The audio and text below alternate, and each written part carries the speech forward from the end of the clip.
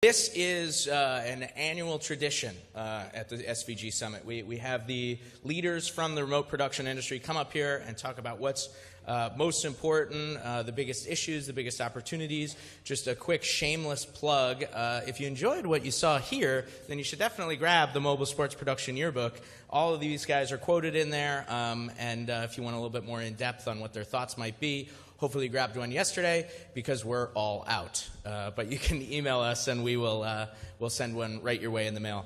Again, my name's Jason Dachman with Sports Video Group. I will ask these guys to go through and do just a quick introduction, but I think most people in the room know who they are at this point. So as you introduce yourself, I want to throw out the first topic, which I think is the elephant / gorilla / whatever monster in the room that you want to talk about, and that's whether or not if it's cord cutting or escalating rights, maybe the nightmare scenario of younger people don't even like sports anymore because God forbid a 16-year-old watches an entire baseball game anymore. What impact is that having on the remote production industry right now? Are you guys seeing an impact on your budgets? On requests from broadcasters? Are you seeing people try to accomplish more for the same dollar? How are you trying to accommodate those needs? Or has it not trickled down? Is it very much business of the same? And I'm going to start on the far end with Mike Werteen from NEP, since he was kind of brought it up on our call before, and then we'll kind of come down the line, and then I promise we'll get to the fun stuff, 4K and IP and that kind of stuff. But let's get it out of the way first. So, Mike? So I thought with the last name that began with the W, I would be the last to start, but I'm glad to kick it off. Mike Werteen, president of NEP U.S. Mobile Division. So absolutely, it has the business is changing, and we are changing along with it. There is everything you talked about, Jason. You know, there's all these elements that are putting pressure on our clients. Budget cuts. There are fragmented audiences, new options for people to put their money into entertainment. And so it is, there hasn't been a discussion that I've been a part of that has not included some component of either cost-cutting measures or a view of what the proper budget is for a show. We, as we always have done, worked with the clients on, depending on what the level of the show is, to identify what the true technical needs are.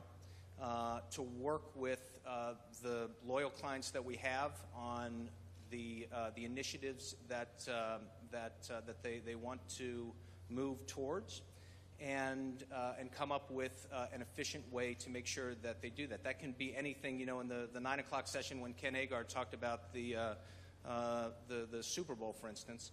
That is clearly one level of production that's got its own unique circumstances, unique needs, unique budget.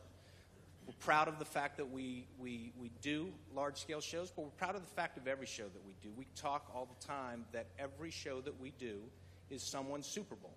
So we need to make sure that we treat it as such. There are going to be shows, and they're more common now, that budget is a primary driver of what the goal is. So there's two things that we're focused on. One is that we continue to provide platinum-level service that our clients expect from us, but we do it in a way that is a sustainable business model. Those are tougher.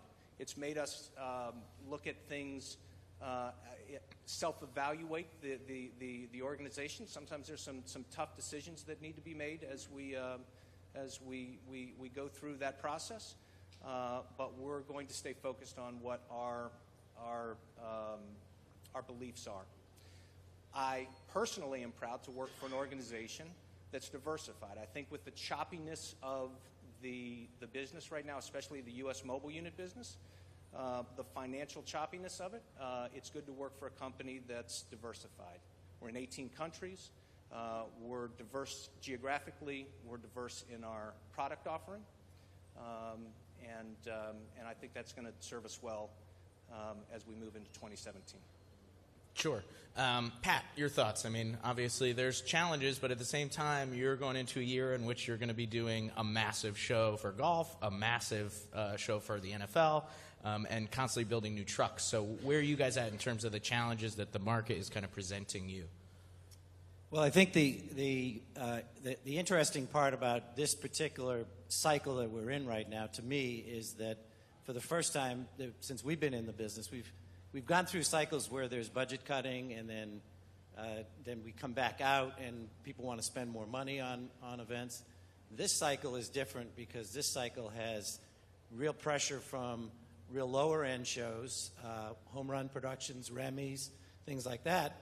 But at the same time, we have customers that are saying, what are you doing about 4K? And how much money are you going to invest in 4K? So I find that to be a very interesting change in the dynamic of where we are today. So it's incumbent on us to actually work with our clients to actually figure out ways on the shows that don't have the budgets that the Super Bowls and the college football championships and U.S. Open golf have, for those shows to actually figure out ways to suggest to our customers to increase efficiency. And there are a lot of things that we feel that could be done in terms of increasing efficiency. You know, I hate to take any business from our friends at SOS, but, you know, if you just total up how much money people spend to ship things around, it's an enormous amount of money. And if you're more efficient in planning and you're not hot-shotting something, but you're shipping it slow boat, just that in and of itself, the amount of stuff that we ship, never mind what these guys are doing, I think would be an efficiency, the kind of efficiency that I'm talking about. So I think at one time we have to maintain our excellence in terms of engineering and forethought, but at the same time we've got to think about ways that we can deliver our product more efficiently to our customers. Yeah, it's a fascinating dynamic that you have this high end and this low end both growing even bigger, and then that middle class is a little weird. That sounds familiar. I wanted to get to Barry. Barry, challenges are very different across the pond in Europe, but at the same time, much the same. Less money available following massive rights deals. How's that impacting you guys across the pond? It's affecting us exactly the same as here. I mean, all the UK companies, and I speak for all the companies, not my own, we're suffering. For the first time, we have two major players. We used to have Sky really ran the pitch. We've now got Sky and BT. That, of course, has pushed all the rights up astronomically, whereas Sky had a clean run. It's gone so high, we take the hit. They want more for the money they're paying, and we have a rapid move in the UK to 4K, which we'll talk about later, and there's not a lot of money in it, right. But they want it, they need it, and we have to do it, or perhaps your contract will move away. So, it's not cord cutting, but there's a competition there, and we all have to spend a lot more than we did to keep what we got. Sure. Phil, curious, across your entire business, but especially since you have such a big footprint in the RSN market, what are the dynamics that you're seeing right now? How are your budgets being impacted by maybe some of the pressures put on the broadcasters? Well, I think the first thing to recognize is that our clients really are having a negative impact from cord cutting and high rights fees, and it's a double whammy for them. So we have to be really proactive in finding ways to help save money in production. For us, that means a lot of innovation, really examining technologies, cramming more into each truck, and making sure we don't pay more so we don't have to charge more. I'm sure my suppliers are familiar with that theme. Now we're lucky because we've been coming at it from a lower cost model for many, many years, being mostly in regionals. So as we do other things besides regional shows, we have a very cost-effective model to work from. On the regional side, I think it's still a very good business for the regional networks, but there are no increases. I mean, that's the hardest part is, where you would, in the past, be used to maybe getting a small annual increase. That's just probably not going to happen. So we just have to, it's basically all about innovation with technology.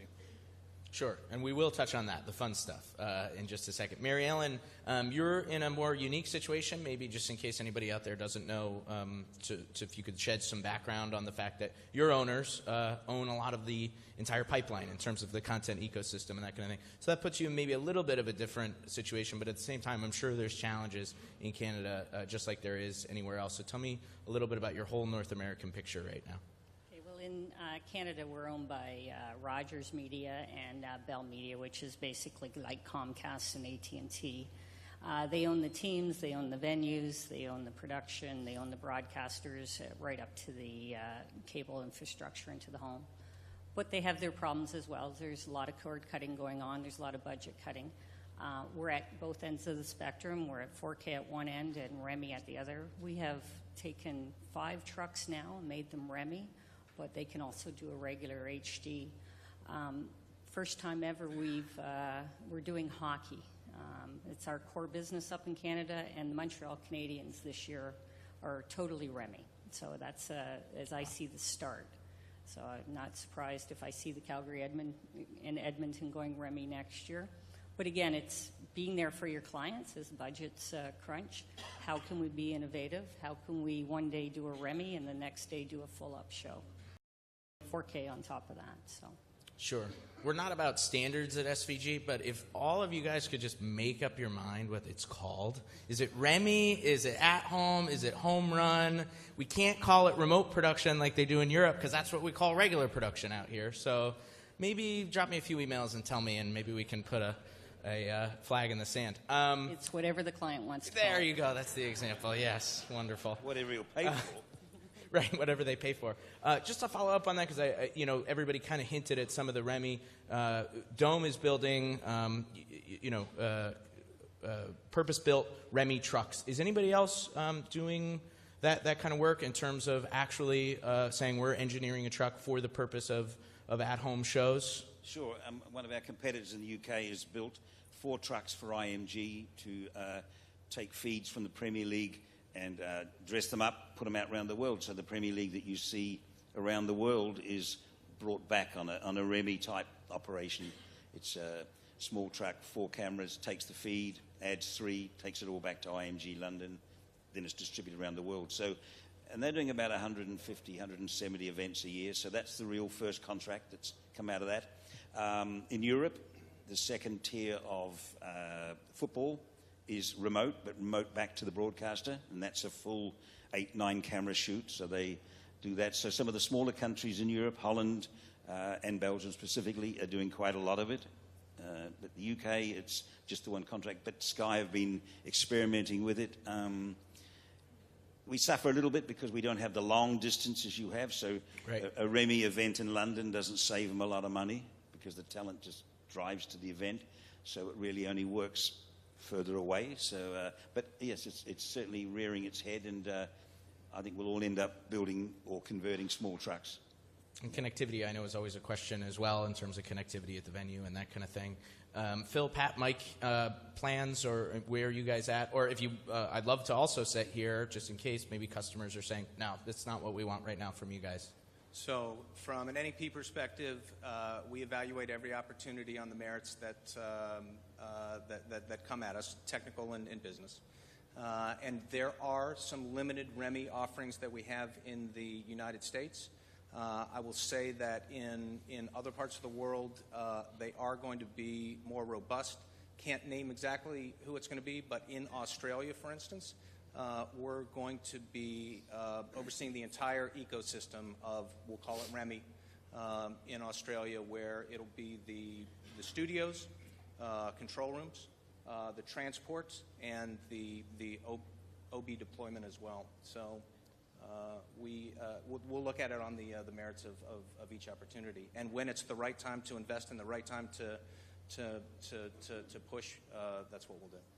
And you, in terms of just an overall business model, you sort of target where it makes sense, like you said, but you don't think that would be cannibalizing sort of the golden goose of the NEP business, Well, which is the 53 it certainly would. foot. I mean, listen, but I think that you could look at it that way, but you could also look at it if you put your head in the sand and don't acknowledge that there's going to be an element of your business that's going to move in that direction, then shame on you. Sure. Phil? I think we just have to respond to the marketplace. That happened to us quite a few years ago when our clients asked us to develop the dual feed, which is a super economical way to do the home and away show. And that's worked extremely well for us and we think our clients. Similarly, we have to come work with them on at home, Remy, whatever, home run. But I think we're just seeing the beginning of this, and we're certainly doing a bunch of them. I think we're going to see an evolution of this, and it's going to be a little different. Maybe the European or Australian model is going to teach us something, but we need to find the next step in that. Right now, it's kind of a little bit ad hoc, and I think you're going to see some interesting developments there in the next 2 or 3 years. Sure, yeah. And obviously the model will sort of evolve as well, and we'll find out efficiencies and that kind of thing. Pat, just to kind of get your thoughts real quick on any of the at-home stuff. Well, I agree with Phil. It's really kind of an evolving technology, and you know, one of the things about Remy that we found is, yes, we want to do a Remy, and we're gonna move EVS, and we're gonna move the TD back to a master control or whatever. But the audio requirements remain the same as what they are in a regular show. So, you know, and our audio on all of our trucks is fairly robust, and you know, I keep on thinking about it and saying, well, you know, are we really going to put all this stuff in a Sprinter van, and then all of a sudden you have a fairly significant audio infrastructure in a Sprinter van, and you're going to have to make a big investment in that. The audio is a huge part of what we do. So I agree with Phil. I think you know, we service Remy events. We do it in a way that we think is efficient for us and efficient for our customers. But I don't think that we're going to be building purpose-built Remy trucks until this market really sort of solidifies a little bit better. Okay, cool. If I say, what we do up here is we invest a lot of money in equipment, in mobile units, in a complete service, in engineers, and so forth. The industry, if we're going to make at home and Remy's successful, the industry needs us to make that investment and not just send out our older trucks, as I think most of us are doing, to do Remy's. You need to challenge us to innovate in that field, invest significantly, and I think we're ready to do that. I think, but we need to get the right signals and the right plan to do it. I think that's what Pat's saying also. Sure, yeah. A call out to some of the people in this audience there. So that's the sort of, let's focus on the economics and stuff. Let's talk about the big bleeding edge stuff and bring up 4K.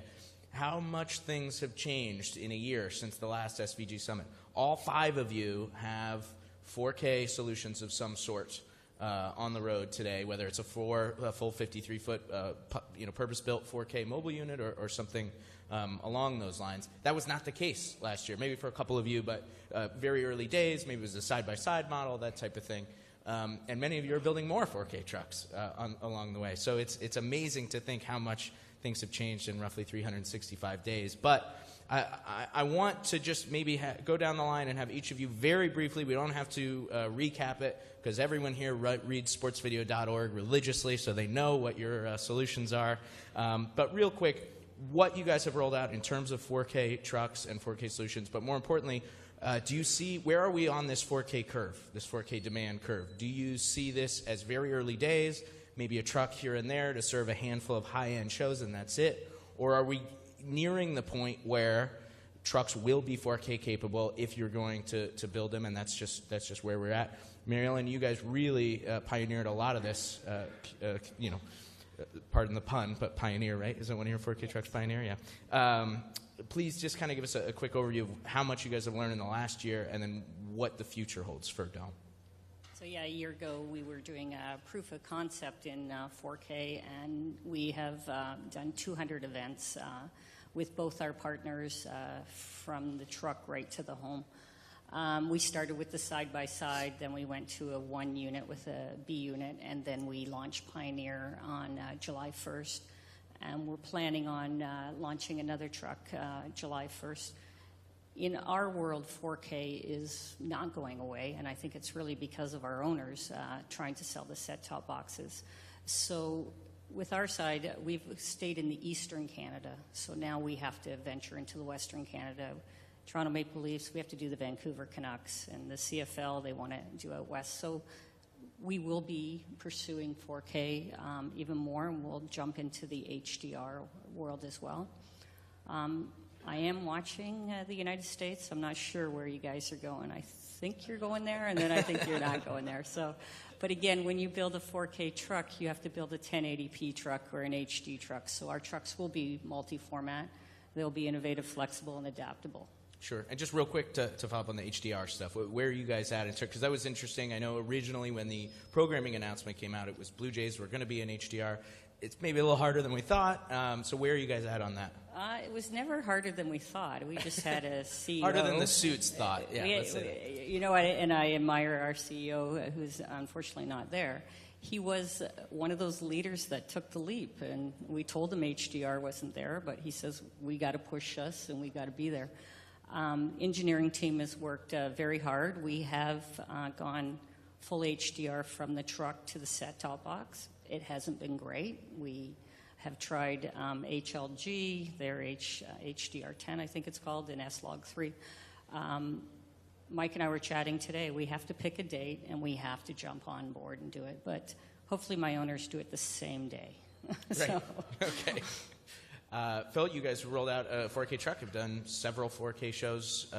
How's it gone, and what are you guys looking at moving forward? And more importantly, where do you think the business is in terms of this 4K product? Well, I think it's fair to say that we love 4K. We're huge fans of it. We love working on it. It's a challenge for our staff and our engineers, and it's been a very interesting challenge and very successful for us. We've done quite a number of 4K events. We have one 4K truck that pretty much all it does is 4K, and we've already started building another 4K truck. And there's 4K capable, and then there's 4K actually doing it. And I think probably all of us will be building 4K capable trucks pretty much uniquely going forward. The question is how many of them are actually ready to do, more than capable actually doing. And there's some difference there. The big breakthrough for us, which you wrote about in SVG, and I'm sure everybody's read, or hopefully, is that we were able to do a full-blown NBA home game, which was a fairly complex and sophisticated show out of both doing the HD and the 4K out of one truck. So no side-by-side truck, not two trailers, just one trailer. And, the big moment was where I could ask the executive producer, the producer, did you get everything out of this show in HD, even though we were doing it in 4K? And we were very pleased to hear that the answer was yes. And in a sort of more technical note, the TD took his HD show, loaded into the 4K switcher, and it came up. He had to do only the most minor tweaks. So it didn't take any particular a lot of setup. In fact, it was a same-day set and shoot. So 4K and HD in one truck has arrived. You got to use things like 2SI. I'm sure you don't want me to get too technical.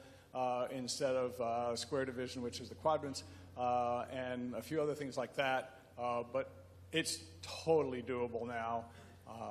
And so, I think the era of 4K has arrived. By a year from now, so what I would say is that today you can do a pretty decent show. You're limited by the number of inputs in the switcher you can do in 4K, but I'm fairly confident that a year from now, the switcher input count will be in 4K equivalent to what it is today in HD, and there's really no stopping 4K at that point. I think that's the big leap forward, right? Getting the switcher there and some of the replay issues and that type of thing. Well, there were two steps there. First, the switcher had to be capable of doing as many keys and have as ease of operation in 4K as in HD. That was resolved by some great new software that just literally came out last month, and also using 2SI as a form of 4K. Now the next thing is the number of switcher inputs. So, we're there, almost. Sure. Marilyn, real quick. I'm just going to say that we have not sacrificed our HD show. We have taken the switcher, and Mike Johnson can talk way better than I can on this, and we have divided it into two. So Our J's series didn't have anything compromising at all. They wanted 5 boxes. We can figure out 5 boxes on 4K. So that seems to be that number one demand. Don't sacrifice anything in the HD show, no matter what. Just really briefly, Phil, HDR. Where are you guys at on HDR? We've done, I don't know, maybe 3 full-blown HDR shows. We're not broadcast to the home. Working closely with DirecTV in figuring out HDR and how best to use it. I think there are a number of issues, but I think we know the answers now. We need the distributors and our clients to decide, okay, what flavor of HDR do you want? And then we can build to suit. Not a big problem so long as, in my opinion, you start with HDR, the right HDR that you want coming out of the CCU or VPU, and go from there. I know there's some controversy there, but then we can give the shader the tools to do a proper job of shading, and then we can set up the monitoring. HDR's big challenge in the truck is monitors and monitoring. It's, you know, when you put an HDR signal into a non-HDR monitor, it looks awful. But we can solve all those problems pretty readily, and 4K HDR really is amazing. Yeah, it's beautiful, especially when it's not compressed down. Anyway, Barry, BT, obviously, when we talk about pioneers of 4K, they were really the big one when it came to sports. How is the 4K market evolving in Europe, and what kind of demand are you seeing right now? Well, there's 2 things. The demand from the consumer, I'm not sure. Sky's box today gives you 4K free, and they're discontinued any other boxes. But in terms of transmission, BT is 100% 4K. All programs are transmitted in 4K. Sky, all A programs, Premier League is all 4K. You think NFL, totally 4K. So the experimenting is over. They're into generally the one-truck solution in the HD 4K. Mike's company's done over 140 Premier League games. There's 15 trucks in 2017 on the road in England doing contracts in 4K. That's in London, 15 big trucks. Any contract that you renew has to be 4K. So it really is flying. I mean, it is not an experimental stage anymore. And any contract we're renewing, it's 4K. We know that. We know the money isn't going to change too much. That's the other downside of it. But it's there. I mean, it's no longer an experiment. And when you have a major station only doing 4K, so they're rolling them out all the time. It's like 15 next year is the total on the road. So a little, probably ahead, definitely, I would say, than the States. It seems 15, and I think that's the key, that in order to renew a deal, the 4K is a must. Well, yes, absolutely. Yeah. I mean, everything that Sky do, which Premier League definitely 4K, any major sport, cricket, boxing, it's all going to be 4K, is 4K. Cool. So we got nowhere to go. That's going to be true for us, too. It's going to be hard to renew deals that don't have at least the opportunity for 4K. Sure. Pat, you guys kind of came at it from both sides. You built a 4K truck that was from scratch, and then for MLB Network also kind of rebuilt a truck to make it 4K. So tell us a little bit about your experiences briefly, but more importantly, again, are you building more 4K trucks? Where do you see the demand coming from, and are the margins a little tougher and that kind of thing? Well, I'll just say 4K ain't 3D. Thank God. Our experience, I'm really lucky in so many ways, but one of the ways I'm really lucky is I have these really brilliant guys that are our lead design engineers. And in 2010, they actually convinced me that we ought to build a 3G infrastructure because we might be dealing with 3D, we might be dealing with 1080p, and that architecture that they designed back in 2010, effectively every truck that we've built since 2010 is in fact 3K or 4K capable. I agree with Phil, there's a big distinction. Since then, we've actually built 4 production units, 7 trucks with B units since April. And actually, we're building 2 of them will launch later on in the year.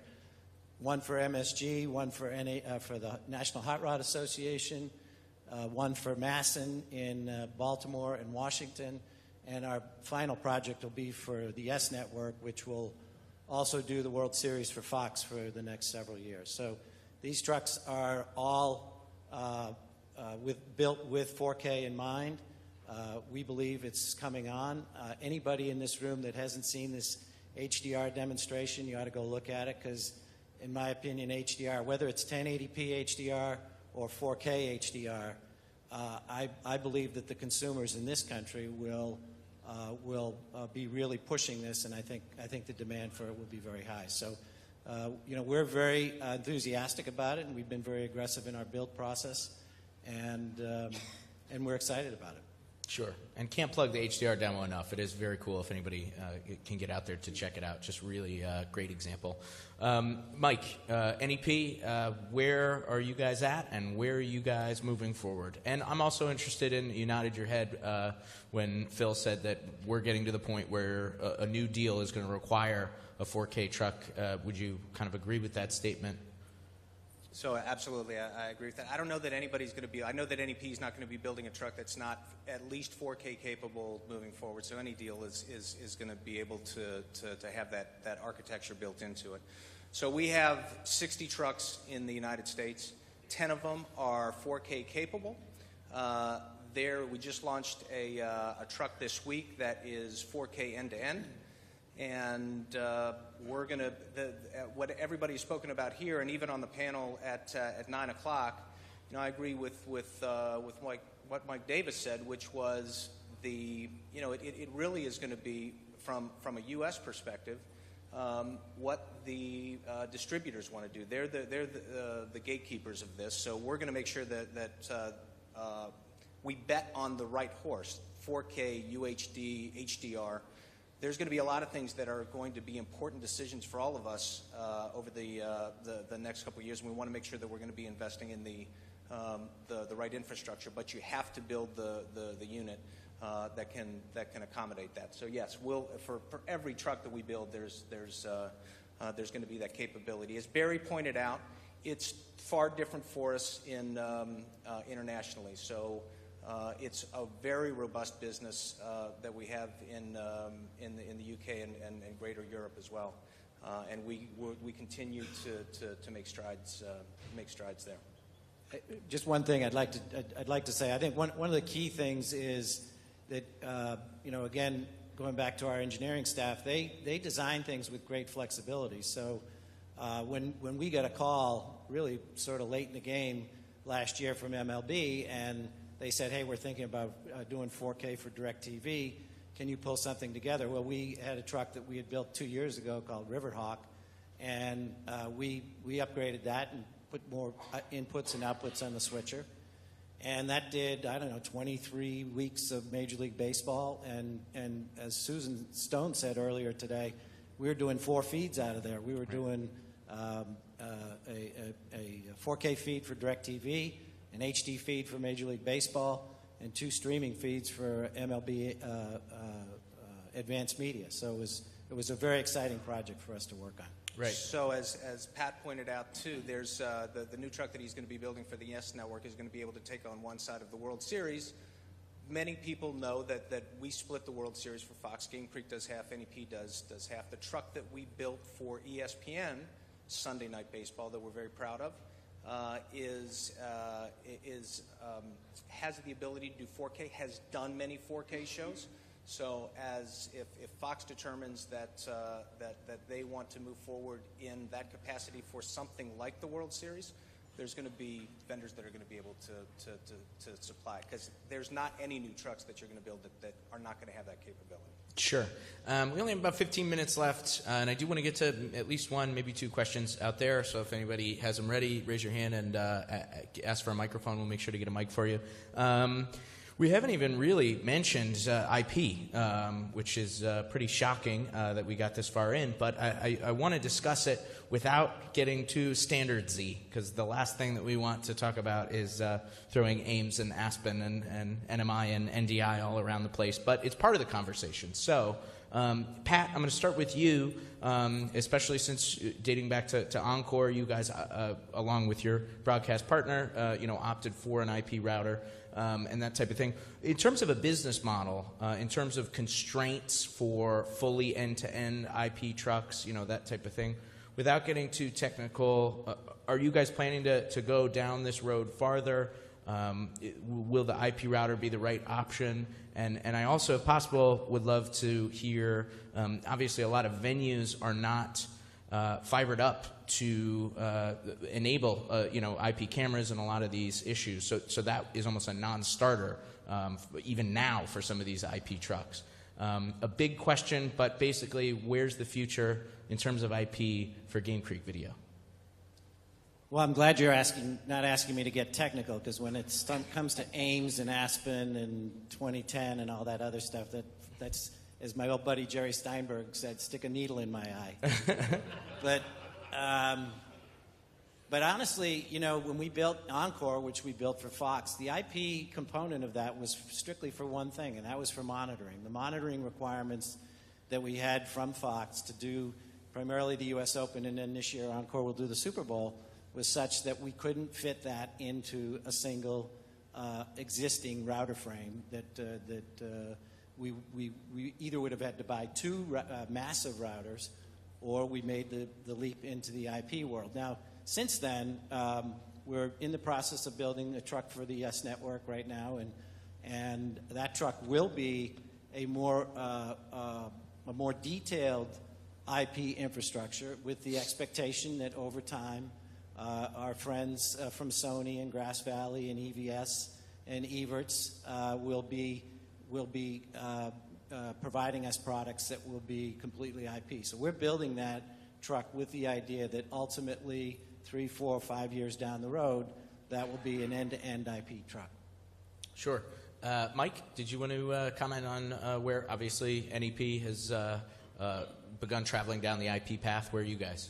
Yeah, so we view IP and 12 gig SDI as tools that are in the toolbox. So we're going to make sure that we put the right system in for the project that requires it. So there is the last 3 trucks that we've built have been all IP architecture. I think that there is that we're going to continue down that path as long as the clients are embracing it. We'll watch to see what 12 gig SDI evolves to, and I know that there's some people that are going to be using that in some of their truck builds. We haven't gotten to that point yet, but again, it's in the toolbox that if we feel like it's going to be the right solution. Your first question, Jason, about fiber to the venues, because I know that we wanted to get to that. So camera manufacturers especially have created some product that has the scalability that we all have asked for. So it would be great if there was fiber in the venue, and we're hoping that all the leagues pay for it too. Right, sure. Since the 12G SDI question came up, Phil, I'm going to go to you. Big proponent, along with some other people as well, but a big proponent of maybe 12G SDI being the right option at this time for certain levels of trucks rather than IP. But I'll let you speak for yourself. Where are you guys on that in terms of 12G SDI moving forward? So our next 4K truck will have a 12 gig SDI single coax infrastructure. We think that's more suitable for mid to sort of the mid range, or maybe not an A game, maybe not World Series or so forth, where you really need that much bigger router. But the 12 gig offerings from the manufacturers right now are excellent. The monitoring is available. The inputs and outputs from various devices is almost available. It makes it pretty easy and more economical than an IP solution, and much easier to troubleshoot. And that means you can do it's much more conducive to a same-day set and shoot for 4K. Many of when you're doing the Masters in 4K as we've done, or various other large events, IP would be great. But when you're doing a bunch of NBA games, when you're arriving at same day set and shoot. 12 gig makes it much easier. On the fiber thing that Mike talked about, that's so critical. We're all buying these cameras that can do 4K, super slow-mo. They all require fiber. And we arrive with these trucks full of the latest, most wonderful cameras, and we can't use them because easily anyway, because the venues still have triacs. Nothing wrong with triacs. Triacs is great, but we need fiber. And recently we did an NBA game at a venue that wasn't fibered, and we had to get it fibered before we could do the event. We were doing it in 4K. These venues have just got to put in the fiber, and I'm hoping that the leagues will insist on the venues being fibered. Or we literally have places where, we can't give you that truck. It's not going to work in that venue. Okay, guys? Whoever the teams are out there, okay? Come on, leagues. Mary Ellen, obviously the IP and 12G SDI for that matter question comes into play as you guys go down this 4K road. So where are you guys at right now? We have played in the IP space for a while now, since 2012 on our distribution network. We have a cross-Canada fiber network that's all IP. I don't believe we've made the decision yet which way we're going on our new truck. We'd like to go IP, but we're just not sure yet. So it's going to be a decision the engineering group makes within the next few months. Same issues. We do a lot of side-by-sides, so we're going to have trucks, compounds in the stadiums. So we're not sure whether we're going to build more than one IP truck, so we're still holding on that decision. In terms of the venues, I hate to tell you guys, I think you're going to be fibering them. We had to fiber all the venues in Canada. The leagues didn't step up, so anywhere we've done 4K, we've had to put in our own fiber. When we came in and did the NBA playoffs in 4K, we had to bring our own fiber. So I don't think the leagues. We can dream, Mary Ellen. Did your mobile division pay for that? We paid for it. Yes. Yeah. Whew, tough. Barry, one of the only all IP supposedly end-to-end trucks in the world is in Europe. Where are you guys at in terms of IP, or can you comment on maybe the general sentiment where everybody is right now? Well, on CTV's behalf, I mean, we're a little bit like Mary. We're building a new truck due on the road in 2018. Hamish is working on how much IP will be in it. And I mean, it's a growing thing, and I guess as the months go by, there'll be a bit more. But at the moment, it's just sort of look at it and just see what's out there and see what's available. And by the time 18 comes, it'll look completely different to what we're thinking now. Sure. But we're certainly working along that way. In terms of fibre, it's interesting. In the UK, we do cricket, which is small stadiums. We've had to fibre them ourselves. The football people have fibred the stadiums, but for the cricket, the vendor has to do that. Cool. Barry, just a quick follow-up, since I know you kind of want to talk about it, maybe some people are curious about it. Totally separate topic, but impact of Brexit potentially on, obviously, these trucks move all over the continent. What is the impact, do you foresee, or is it just too early to tell? Brexit, it's a game show we invented. It's a game show we invented, and alongside Idol and The Voice, we've exported it to America. It's where you vote for something you don't really want, and bugger me, it comes along, and then you can't work out how you do it. So We actually have the same show. It's called The Apprentice. yes, yes. You sent us The Apprentice. So we should got walk Brexit. off stage. It's not getting better than that. Come on, you're over. Thank you. That's it. So we've got Brexit, and we don't really know what to do with it. But the short answer is, it's happening, and we have to live with it. As far as mobile companies are concerned, if you want to come to the UK, it's very cheap right now. It's killed the pound, so that's worked. So if you want to come even to Europe, it's probably cheaper to get them out of Britain, take NEP or ourselves or some others go into Europe. In the long term, if they do what they say, we'll need carnets to travel into Europe, which is list all your documentation and give it to the customs and go through. Outside of that, I don't think that there's too much at the moment, but then nobody knows. Nobody really knows what's happening. Sure. Any questions from out there? Would love to get to one question Unless everybody's just waiting for lunch, there you go right there. Christian with the mic. When you say fiber the venues, do you mean single mode or SMPTE? Yeah. Whichever one you can get done, we're fine with both. Cool. We like SMPTE better, but single mode is so much less expensive, and it's fine.